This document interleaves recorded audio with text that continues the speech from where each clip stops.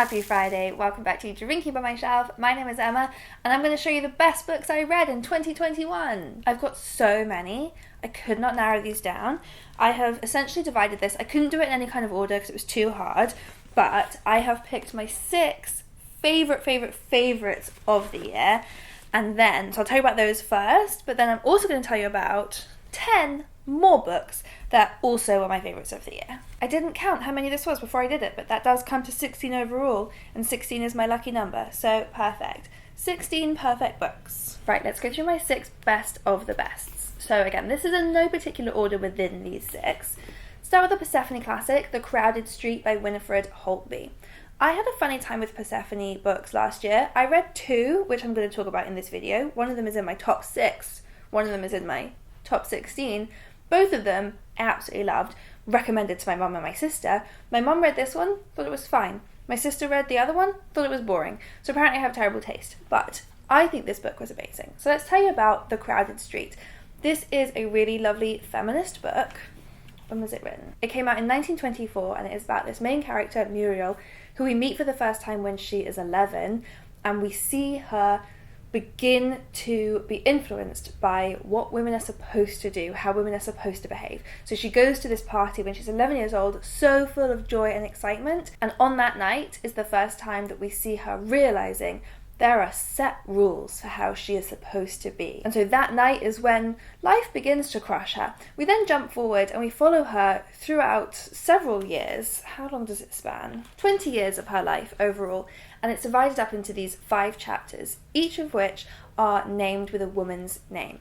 So they each focus on a particular woman that Muriel meets throughout her life that plays an important role in her life. So it might be her sister, it might be her mother, it might be this woman that she meets and gets kind of obsessed with. Part 5 is named Muriel. That's the best part. That's when she takes everything that she's learned from these different women throughout her life so far and then makes her own choices and makes her own decisions. I found it really sad and moving and powerful, and one of those books where nothing happens really, but I just kept turning the pages because I was so excited to see Muriel take control of her own destiny. One of my favourite 6 reading experiences of the year. Next I've got here The Remains of the Day by Kazuo Ishiguro. This one, again, nothing really happens. This is about a butler at this old English house. It's 1956 and the butler, Stevens, is taking a day off, and we just follow him as he drives off onto his holiday and reminisces about his past working at this house. And it's essentially about his slow realization of regret of how he has devoted his life. It is very funny at parts. It is very sad overall, I thought. Not even sad, but very wistful. It is also very, very astute. The depiction here of the kind of English upper classes, these institutions who have lived in these great houses for generations, and how terrible that all is very cutting. I haven't seen the film. There's a film with Anthony Hopkins and Emma Thompson, which I now really, really want to watch. Is this only the second Kazuo Ishiguro book I've read? I think so. So I read this and I Let You Go. No, not I Let You Go, that's a thriller. Never Let Me Go is the book that he wrote. Could not be more different from each other. He is such an incredible writer. It's like he can just take any topic and make it fascinating. I need to go back and read everything he's ever written. That's why he won the Nobel Prize. I'm not the only person who thinks he's good. Talking of sad, oh my goodness, this is Pachinko by Min Jin Lee. I'm late to the party. Everyone else read this about 5 years ago. I just read it in 2021. I don't remember the last time I've had my heart broken and crushed so many times by a book. I think this might be even sadder than A Little Life. The book spans generations. It's this massive sweeping story. We follow this family from Korea to Japan. The girl that we meet at the beginning as a teenager is sort of the main character throughout. She becomes the matriarch of this family, but we follow loads and loads, this huge cast of characters, and they're all so real and they're all so sad. Ugh, this book broke me. The book starts in 1911 is when it begins, and then spans almost a whole century from there. So you really get a lot of history packed into this book, and several generations of this family. And it's a book about hope, but it's like hope that keeps getting spat on. It's also beautiful. I feel like that description does not sell it well at all. As well as being very upsetting, it is a beautiful book with these amazingly, richly realised characters, and I learned so much from it. And I felt like I was part of that family. I fell in love with them all so much. So do read it. I am recommending it. This was one of my top 6 reading experiences of the year. It's just that reading experience involved a lot of me slamming my head into the pillow with sadness. For something completely different, 3 hours. If that book spanned 100 years, this book spans just 3 hours. This is a thriller by Rosamund Lupton. It's a sort of literary thriller. It's about a school shooting, so it's very, very intense. It takes place over 3 hours at this school, a school in Somerset. So this is, school shootings in the UK are not a common occurrence. So I found that it was very tense and stressful to read about. But as well as being this incredible page-turner, really, really gripping story, what the book turns out to actually be about is so powerful. I'm trying to figure out what I can say about that without giving spoilers, and I think the answer is I can't say much. There are so many twists in this book. I'd heard it was twisty, and so I kept thinking, oh, I figured out what's about to happen, or like, that was the big twist, and then there would be another twist, and then there would be another twist. It was just incessant. I gasped out loud while reading this book. So it's so page-turning. You will read it incredibly fast. What hints can I give you? I'm not going to give you any hints. I'll just say it's a book that's very relevant. It's very timely. Once I figured out where it was going, I was very excited, and I thought that Rosamund Lupton did an amazing job of getting her point across. A really strong point, a really important point right now that is going to be one of the most relevant things that we need to be aware of in terms of who it is that we should be scared of right now. That's all the hints I can give you.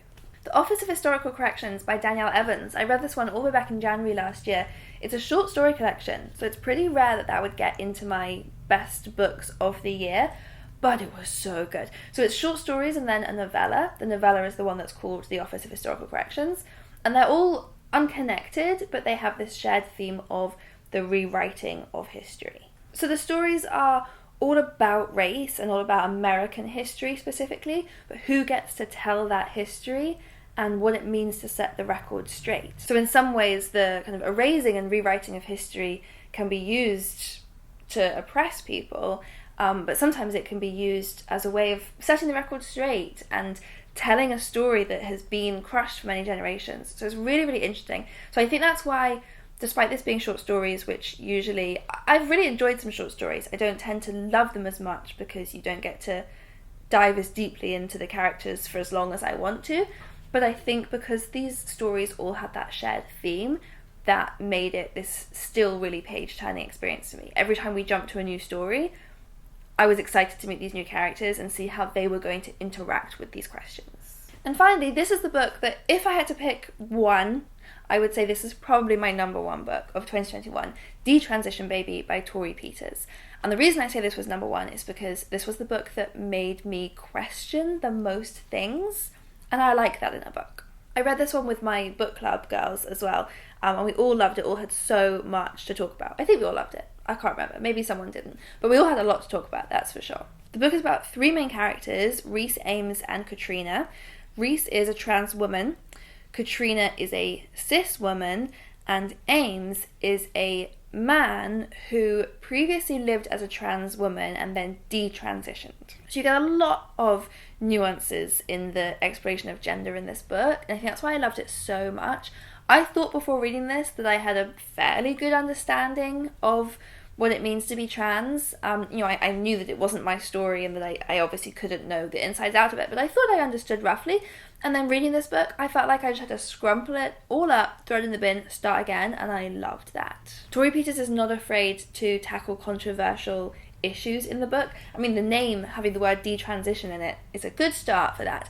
I'd only ever really heard of the concept of detransitioning used as these kind of horror stories of why we shouldn't let children be transgender because then they will need to detransition later. That's kind of the context that I'd heard it in. So I was really intrigued and surprised to see a book written by a trans author that talked about detransitioning, and actually I loved reading Ames's story. Ames's relationship with his gender is very nuanced and really fascinating to read. And one thing I really, really enjoyed in this book actually is, while there are a lot of sad things and a lot of difficult things that the characters go through, there's also a lot of joy in being trans, and there are a lot of, so we meet these whole communities of trans women and hear some of their jokes that they have and the way that they interact with being trans and make it this joyful and funny experience. And that's a side that I hadn't come across that much and hadn't read about that much, and I really, really enjoyed that. We're so used to jokes about being trans being delivered by kind of in a hateful way, and then you get the people who say, oh, we're not allowed to make jokes about anything anymore, and that whole argument. But I loved in here seeing the ways that these characters absolutely could make jokes about being trans in a much more clever and intelligent and less lazy way than certain comedians who shall not be named would do. So those, I think, were my 6 favourite books of the year. But don't worry, I haven't finished talking. I've still got 10 more books to show you. Again, this is in no particular order. It's just the order that they piled up on my sofa in when they all fell out of my arms. This is Rebecca. I had read this before. I read it at school when I was too young, I think, because I thought it was really boring. But I reread it in 2021. Turns out it's not boring. It's great. Rebecca is about a woman who marries a man whose previous wife died. So Rebecca is the dead wife. The new Mrs. De Winter, we never find out her name, comes to Manderley, where he lives, and finds herself just haunted by the presence of Rebecca everywhere in this house. Rebecca was this incredible, charismatic character, very mysterious. And then there is a twist halfway through, which you probably already know because it's an old book, but I'm still not going to say it. There is a reveal about Rebecca, and then the book gets very action-packed and exciting. Another reread for me was Bridget Jones's Diary. I had read this before a few years ago, and I've seen the film multiple times, but I reread it because we've got this lovely new edition from work. With nice gold knickers on the front, and it's also got a collection of loads of other material from Helen Fielding at the end, like interviews that she's done and little diary entries of her own. Bridget Jones is so good. It really lives up to the hype. I've talked about it a lot this year. I won't bang on about it again. I actually did a whole video for Book Break just talking about this book, so I will link to that if you want to see it. I talked about why Bridget Jones is still such an icon to me all these years later. This is the 25th anniversary. And I think this holds up. People have a lot of conversations about Bridget Jones and the ways in which it doesn't hold up, and one of the things people talk about a lot is the conversation around weight in the book. I actually thought that the conversation about weight in the book, I really enjoyed reading that stuff. So yes, it is slightly jarring seeing people talk about body image in a way that is no longer the kind of socially acceptable way of doing it, but the message, I felt like, was actually still very relevant. We're basically just seeing Bridget Jones really, really struggle with the things that society is demanding of her. And that's relevant today now. I go into more detail in that video I talked about, so you can watch that. The Travelling Cat Chronicles by Hiro Arikawa. This was another one that was really big a few years ago. I'm always just behind the trends, apparently. I didn't think that I would love this book. It's about a cat, and I'm a dog person. And also, even if it had been about a dog, I just don't think I would have thought a book about an owner going on a journey with his pet, and it says that it's going to be sad. I wouldn't have thought that that would be my cup of tea, but I loved this book so much and I cried. And also wonderful. The portrayal in this book of the ways in which we love animals, the ways that animals love us, but it's different. It's not the same way, and that's okay. I loved all of that. Ooh, this one is controversial. The Red Word by Sarah Henstra. I'd be really, really interested to hear other people's thoughts on this book. So I read this one and I was so just confused by it. I couldn't work out what I made of it. So I recommended it to one of my best friends, and she also had the same experience. Read it and was like, wow, but also what? It's very controversial. So the book is set in the 90s on a university campus, and our main character falls in with this group of radical feminists who all live together, and they want to take down one of the fraternities, or all of the fraternities. They want to take down fraternities because there is, as we know, still to this day, terrible rape culture when it comes to fraternities at American universities. That's not to put the blame on America. We have terrible rape culture at all of our universities as well, but fraternities are this particular breeding ground for it. But anyway, the ways in which these women decide to try and take down the fraternities is just, it gets dark. It is wild. The book just poses so many questions the whole way through. So our main character, who is called Karen, she's really good friends with this group of feminists, but she also is dating a guy in a fraternity, and so she's kind of in between these two worlds. The book is very much about mythology and like rewriting the mythology of women, and it's told in this really interesting way. So it's got these like Socratic dialogues in it. The women of Raghurst hold forth amongst themselves on the subject of, and then you get these dialogues in here. So it's very much a book that is meant to be one big debate, one big like angry debate, which I loved. I love an angry debate. It also has some sections that flashes forward. So most of it is set in the 90s, and it's kind of this argument between different feminist schools of thought, really. So I loved that kind of back and forth. But then we get these flashes to the present day to add a little bit more context, because obviously, you know, the feminist thought has moved on a lot since the 90s, and so I liked the way those present day sections put a little bit of context to add to the sometimes oversimplified views that we got in the earlier sections. It was just wonderful. It was one big argument. Oh, here's my other Persephone classic. So this is the one that my sister thought was really boring. I didn't think it was boring. This is A Lady and Her Husband by Amber Reeves. It's about a woman who is basically just completely devoted to being a wife and mother. That's always been who she is. She loves it. But now her youngest daughter is getting married, and she's not quite sure what she's supposed to do with her life now. And so her husband, she's always been very impressed at him. He's this businessman. He says, "Why don't you come and help me a little bit at work?" Because he runs this chain of tea shops and he employs lots of women. So he thinks, why don't you come and talk to the women, and you can find out behind the scenes what they need. He thinks maybe they might need some new aprons or something, and she can be in charge of organising that. But instead, when she goes along to investigate this, she realises these women are not being looked after, they're not being respected and treated well for their work. And suddenly she starts this whole like revolution of realising that her husband is taking advantage of all these women and not thinking about their lives properly. Sophie thought it was boring. I didn't think it was boring. I thought it was really page-turning. I read it all in one day, and at one point I had to stop to go to the loo, and I put the book down and I said out loud, "God, this book is good," and ran to the loo and then ran back so I could keep reading faster. Am I just really weird? I don't know. Amber Reeves, the author, also just seems like such a cool woman. I looked her up a lot. Her nickname was Medusa. She just seems great. We Run the Tides by Vendela Vida. This was actually the very last book that I read in 2021, and I made it onto my favourites list. So this is set in San Francisco in the 80s, and it's about a group of teenage girls. They're all 14 or 13. Our main character is Eulaby, and she becomes kind of ostracised from the group. They have this disagreement, and we follow her struggles with being a teenage girl. It's not plot heavy, it's really just about observations about being a teenage girl. I talked about this one very, very recently because it was in my most recent Balancing the Books video, which I will link to below. So I'm trying to not just completely repeat myself. It's funny that I just said it's not plot heavy because things do happen. I mean, a girl goes missing in this book, but the plot isn't what drives it. It's not what made it so wonderful. What made it so wonderful is bringing to life the experience of being a teenage girl, and the funny contrast between how powerful you can feel as a teenage girl and also how powerless you can feel as a teenage girl. So I loved the title being We Run the Tides. There is this sense of power in being young women, and also, as you find out in this book, as the book goes on, there are so many ways in which they actually have no control over what happens to them, to how they are going to be perceived by other people. And back to my angry feminist debate. Patsy by Nicole Dennis-Benn is another one that I found very sad. So this is about Patsy, who is a woman living in Jamaica, and right at the beginning of the book, she wants to move to New York. Is it New York she wants to go to? Yes, she does. She wants to follow her friend Cicely, her oldest friend, who they used to be lovers, and Patsy wants to go to New York and be with Cicely. But Patsy has a 5-year-old daughter in Jamaica called True, and True thinks that she is coming on this trip with her, but Patsy knows she is not.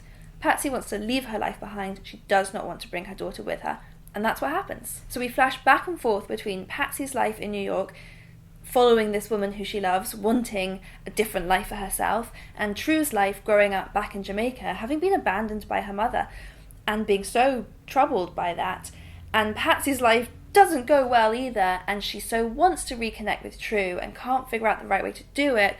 God, it's sad. But I think I was really grateful to read this kind of story that while it's so sad seeing True being abandoned by her mother, and I know a lot of people would just be so angry at Patsy for that, they might find it hard to look past that. I was really grateful to see a story in which a woman being a mother wasn't the main part of her life. It didn't completely change who she was. And while she does make selfish decisions when it comes to True, I just think that that's important, that we see in fiction mothers who don't have to completely become subsumed into being mothers. I'm not saying she does everything right in this book, because she does not, but I loved having that to read about. I'm moving around because the sun has just started coming through the window right into my eye. This is Our Souls at Night. I have to be careful to say that title, by Kent Haruf. So I read this one because I watched the Netflix movie first, and then I went back and read the book. Loved both. It's just a very sweet story. It's about these two neighbours, what are they called? Addie and Louie, who have been neighbours for years and years. They both had families of their own. They are now old. They're living on their own. And they decide to start sleeping together at night, as in literally sleeping together, just because the nights are lonely and they want some companionship. And so that arrangement does then develop into a romantic relationship as well. But the friendship is really, really important throughout as well. I just found it a really sweet, lovely romantic book. I say lovely, it is sad. If you've seen the film, you'll know as well. The ending made me sad and cross. My last two, I've got books here that I gave 4 stars rather than 5 stars when I read them. But then when looking back through everything I read this year, I was like, you know what? I'm still going to put them in my favourites of the year. One of them is The Appeal by Janice Hallett. This book was just so much fun. I didn't give it 5 stars because I didn't think it blew me away enough to be 5 stars, but I enjoyed the experience of reading it so much that it really does have to be in my top 16 books of the year. It's a murder mystery. It is very funny. It is set in this small community, this amateur dramatics society, and it's all told through emails and letters and there's other little documents in there. And it's sort of a solve your own adventure. So you're almost treated as if you are the law student who has been given this pile of documents and you have to work out what's going on. You don't even know who has been murdered until like halfway through the book, or even more. And it's just so funny and so ridiculous. The characters in here are so larger than life. And I thought that it was so clever how, for a book that has no description at all, because it's just told through correspondence, so you don't get any narrator telling you things, somehow the book brought everything to life so well. I could picture it all. I knew these characters inside out. I could see the theatre where they all met. It was so evocative for something in that writing style. I think the reason that I gave this 4 stars overall is towards the end it started getting a little bit too spoon-fed to you. I found that some of the ways in which the answers were revealed weren't as clever as the earlier stages of the book, but I just had so much fun with it. I also, by the way, years ago, told my dad that he should write essentially this book. I described to him the book that he should write, because he's a very good writer and I think he'd be very good at it. He's very funny. And then he didn't do it, and now it exists. So I was right, we could have been rich. I say we, I would have been his agent. Finally, the last book I've got here is America is Not the Heart by Elaine Castillo. Castillo? I read this one back in the summer, and again this was one that I gave 4 stars at the time, but I loved it so much. The reason that I gave it 4 stars is just because there were some sections of this book that lost me a little bit. It wasn't all as amazing as the amazing bits, but the amazing bits were amazing. Good review, Emma, well done. I was hooked right from the beginning of this book because the prologue is told in second person, and I found that worked so well. I've read some books written in second person before, most notably You by Caroline Kepnes, but the way that this book used it was really different. So it starts, so you're a girl and you're poor, but at least you're light-skinned. That'll save you. So we're learning about this particular character. You is the character, but because it's written in second person, you become her. You go on this journey with her. So through that whole prologue, I just absolutely became... What's her name? Paz. That first bit is about Paz. And Paz is not the main character of the book. So we have this prologue about Paz, and then we jump to meeting Hiro, who is Paz's niece, but through her husband's side. They're not directly related. And Hiro comes to stay with Paz, who is now living in the US. They're a Filipino family. Hiro has been living in the Philippines, but she's been disowned by her parents. So she comes to live with her uncle and his wife Paz, and their daughter, Ronnie. And if I remember correctly, there's also, later on in the book, there's another of those second-person sections, but that one is about Rosalind. Rosalind is a different character who is the love interest for Hiro. So there's a queer love story in there as well. I loved learning about this whole family, and I also loved reading about this community where they live in the States, but a community that is largely Filipino. I think of all the characters and all of the relationships between them, my favourite to read about was Hiro and Ronnie. So they are cousins. They're both called Hieronyma, so they have different nicknames for Hieronyma. And their relationship was just so special. So Ronnie is a lot younger than Hiro, but they formed this bond that kind of covered so many different types of relationship. They were friends, they were family, they had this almost kind of maternal link. It was just really special, and I love reading about different kind of important relationships in people's life like that, as well as obviously loving the love story as well. So that was 16 books that were my favourites of the year 2021. There are others that I also really, really loved. I haven't even included everything in here that I gave 5 stars to, so there are so many more. But these are the ones that just gut instinct. When I was looking through the list of everything I read, I grabbed them because they just had to be in my top 16 of the year. But I would love to know what your favourites of 2021 were.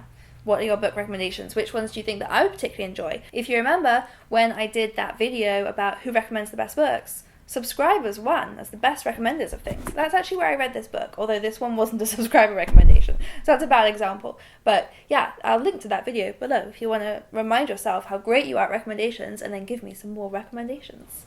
Goodbye! Picnic with my best friends. We start to plan what we will do.